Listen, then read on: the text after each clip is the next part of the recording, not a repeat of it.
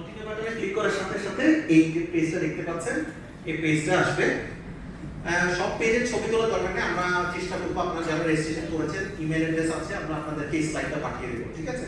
So আপনাদের সবার জন্য যাতে সাপোর্ট হয়। তো এই যে সাপ্লায়ারের যে পেজটা আছে এই পেজটাতে আপনাদের বেসিক কিছু ইনফরমেশন দিতে হয়, হ্যাঁ? তো ডেঞ্জার নাম্বার 1, আমি কয়েকটা ডেঞ্জার বলবো সাপ্লাই রেজিস্ট্রেশন প্রসেসে, আপনারা এগুলো একটু খেয়াল করবেন মনোযোগ দিয়ে।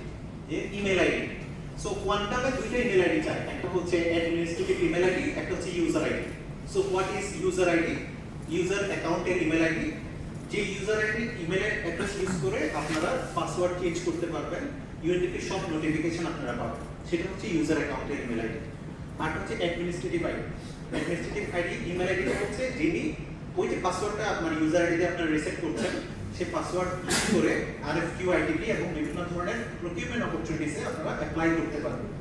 সো এই দুটো আইডি একটু খেয়াল রাখবেন। তারপরে সব বেসিক ইনফরমেশন সেলফ এক্সপ্লেনেটরি, কিছু ইম্পর্টেন্ট ডকুমেন্টস আপনাদেরকে আমরা চাচ্ছি সেগুলো আপনারা এখানে অ্যাটাচ করবেন। আমি এগুলোতে ডিটেইলে যাব না। এরপরে হচ্ছে কন্টাক্ট অ্যাড্রেস, যেটা আমি বলছিলাম দুই ধরনের কন্টাক্ট, একটা ইউজার অ্যাকাউন্ট আর একটা হচ্ছে অ্যাডমিন অ্যাকাউন্ট, এই দুইটা আপনারা খেয়াল করবেন।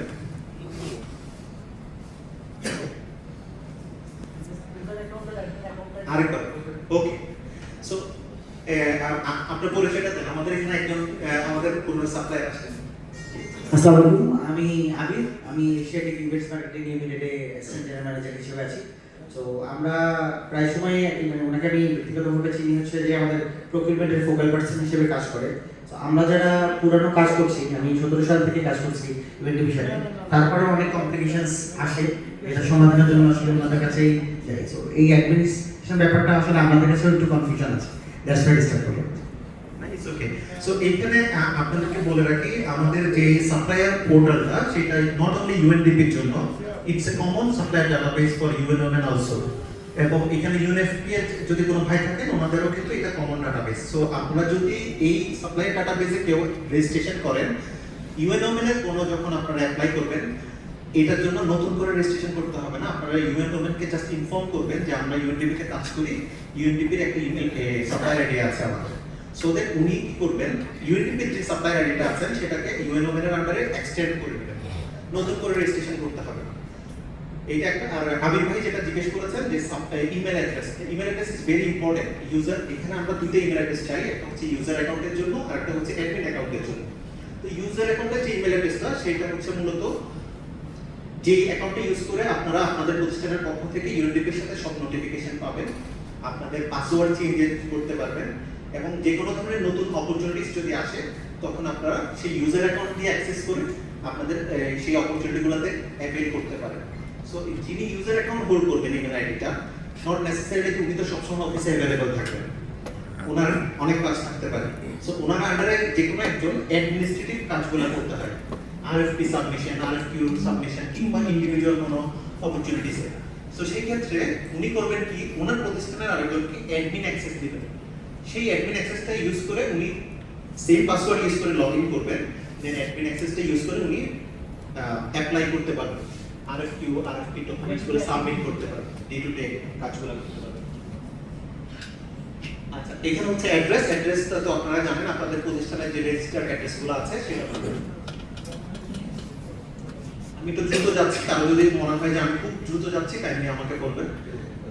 জি ভাই প্লিজ।